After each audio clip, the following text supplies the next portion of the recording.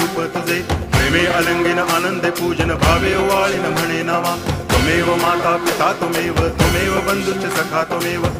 विद्या तरुणं त्वमेव सर्वं मम देव कायेन वाचा मनसेन्द्रियैर्वा बुद्ध्यात्मना वा प्रकृति स्वभावात् करोमि यद्यत् सकलं परस्मै नारायणायति समर्पयामि अच्युतं केशवं रामनारायणं कृष्णदामोदरं वासुदेवं हरि श्रीधरं माधवं गोपिकावल्लभं जानकीनायकं रामचन्द्रं भजे हरे राम राम